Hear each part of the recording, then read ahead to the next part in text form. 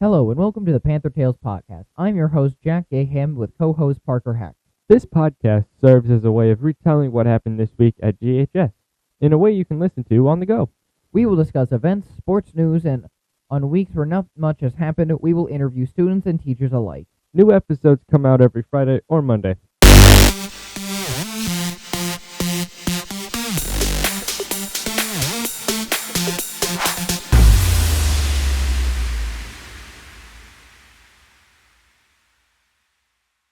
Some of this week's topics will be the groundbreaking event that happened for the new aquatic center, some sports such as softball, baseball, and track, and Savannah Banana Coach, who was interviewed by Miss Chavez Rita's second and third business classes, as well as other schools in the area and around the world.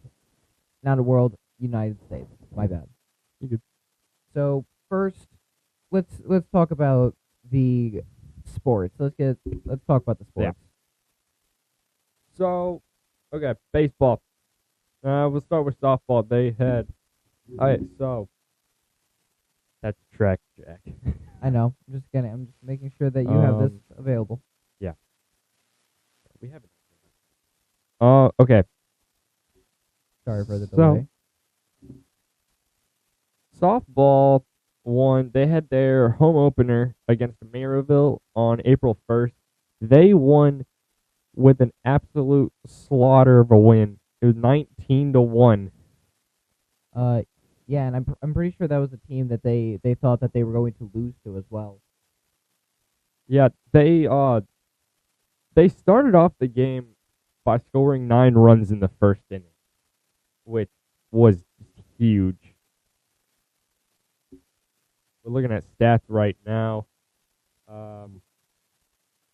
Briley Bridges and who else? Oh no, it was just Briley. She led the team in hits for the day. She had 3 hits. She also had 3 runs batted in. So softball, they're off to a good start on the season. You Hopefully, remember there was a home run during that game. yeah, there was. There might have been only one, but I thought there were a couple. Baseball was practicing during it, so we heard about everything. And speaking about baseball, how did you guys do in that game? I heard that was another pretty good game. What was it, 18-2? Yeah, we had a game on Wednesday against Hammond Central. We ended up winning 18-2. Just that game was fun. Just here, let me pull up stats real quick. So we actually had a couple people on the team lead with hits. We had Tyler Miller and Aiden Anthony lead with 2. Lead with 2 hits. Angelo Gallo and also Tyler and Anthony, they both had 2 RBIs. Logan Jimenez had 3. He had a 3-run double, which was huge for us. And just, yeah, it was just overall a very good game. How many points did you score early on? Because if I recall right, there was a rule known as the no-kill rule in baseball for Griffith.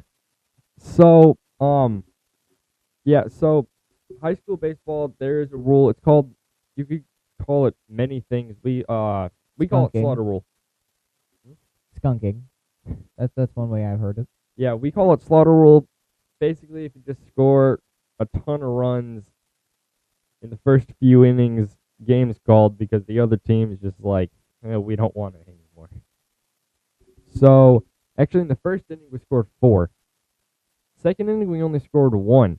So, in the third inning, we were only up 5-0, like 5-0. But then the fourth inning, we came out, we scored 11 runs to make it a 16-0 ball game.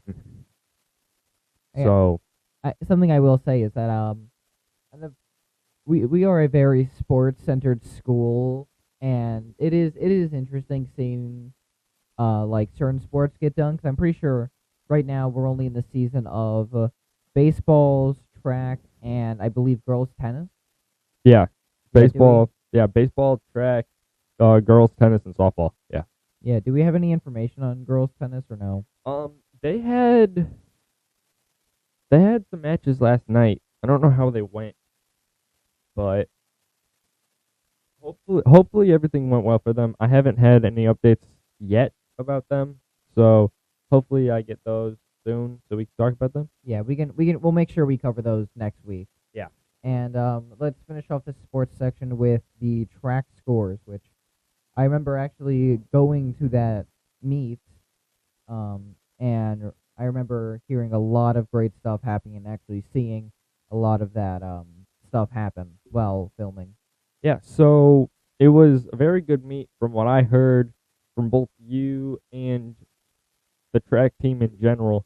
The boys won 87 to 29. Just to give a few shout outs, Aaron Wilson won first place in the 100-meter dash. I believe he's a freshman, so that's huge. Yeah, and then we won in just about almost every single event we won. So that's pretty big.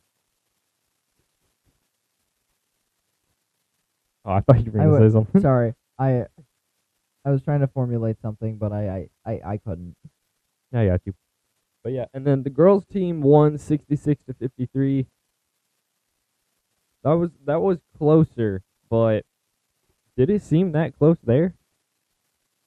Not really. After I watched the relay, the girls relay, and it didn't seem like it was that fair because by the time most of them got round that first corner, we were already going around the second almost, and it was just interesting to see.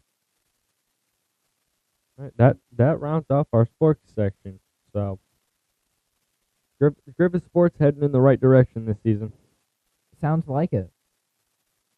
So, next thing we'll talk about real quick is the something that Miss Chavez Rita's second and third period got to do, and that was interview the Banana Savannah coach. And for anyone who doesn't know, he is a person who started his career as a D1 college baseball player, got in an accident, and then started his own league featuring the Savannah Bananas and Party Animals and I believe 3 other like teams, and they're all about baseball and entertainment. Their whole thing is just like, I believe it was best put by Miss Chavez Rita. They are all about playing baseball, and there is no intermission because the whole game is an intermission for the fans. And they have their own rules and everything. And basically, over Zoom with a bunch of other schools, Miss Chavez Rita's class was able to interview the coach, kind of get some information about business and all that. It is a business interview after all. I believe it was called a fire starter. That sounds right. Yeah, I think it's called a fire starter, or something fire related. I am sorry if I got that wrong. But what do you think about it? I think that's actually really cool. I mean, anytime that you get to interview anyone like that, head coach of a very popular organization, or just owner of an organization in general. Yeah, I feel like that's really cool. Yeah, and it does happen quite often in Miss Chavez Rita's classes. I shouldn't say often, like it's like a once a month thing. It's like, I'd say like at least minimum of like maybe once a semester, I'd say. There's a pretty big opportunity for people in those classes, and it's good information to know.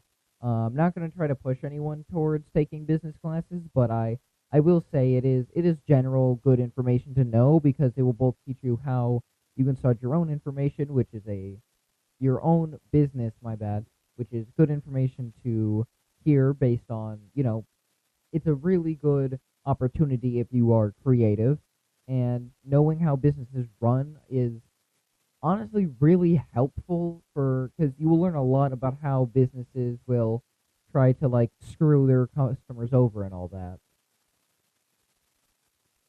I think it's time we talk about groundbreaking for the new aquatic center, Jack.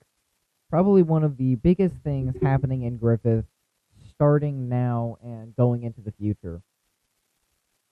So I guess I will start off because we were there. We were helping film the groundbreaking ceremony.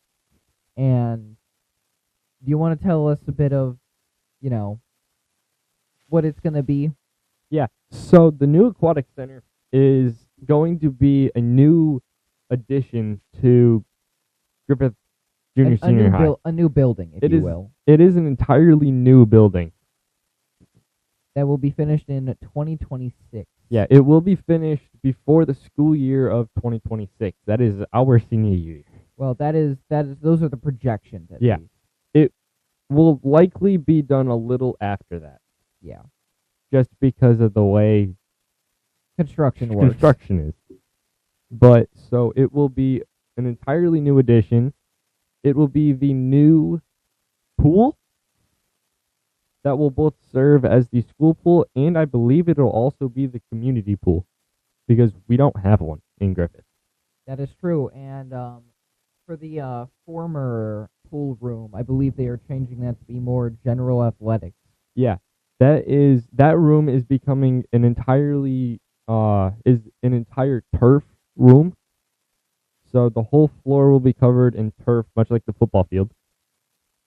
But it will also have what I believe to be a cage. I could be wrong, but that seems to me like a batting cage for like baseball, softball. It will have a golf simulator. So girls and boys golf can practice all year round.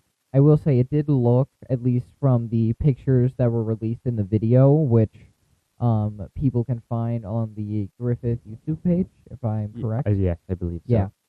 And it seemed that in that there was much more than just golf virtual things for practice, but I could be wrong. I do remember, I think, maybe seeing basketball and some other sports, but I'm not 100% certain on that. Yeah.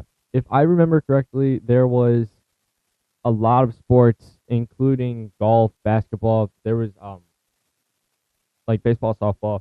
I'm pretty sure there was volleyball in there. So, I mean, I am curious on how that would work for all the, because golf simulators do exist. There are a lot out there, but how would it work for all the other sports, if not just being the same as golf, but for all the other sports? Like, it's just throw it into the screen and then it will project where it thinks you will go. Yeah. I don't know. That's something that we'll just have to find out when it finally gets here. Which I do believe the changing of the current pool room is going to be done a bit after I don't think they're starting that at the same time as they are. I'm pretty sure they are. That will actually have a better chance of being done sooner. I would agree. It's less work because instead of really, digging a hole in the ground, they're more filling a hole in the ground. Yeah, literally filling a hole. Yes, it is. So an empty pool that, honestly, I think we needed this change for a while. I think Griffith in general needed this change, but I mean, hey, we'll see what else is to come. Maybe with this and its success, we can get more grants and we can expand this school just a bit more. Yep. I think that covers everything, Jack. I would agree, Parker. This episode, along with all others from previous years, can be found on the Panther Press newsletter website. That is ghspantherpress.org, if you didn't know that already. So make sure to check that out. Yeah. I mean, you kind of have to listen to this. That's fair. So you can listen to this podcast, some others when they get uploaded, or if we re-upload some old ones, and you can read some stories published by me, Parker, and some other members of the Panther Press. And with that, we bid you adieu. Bye.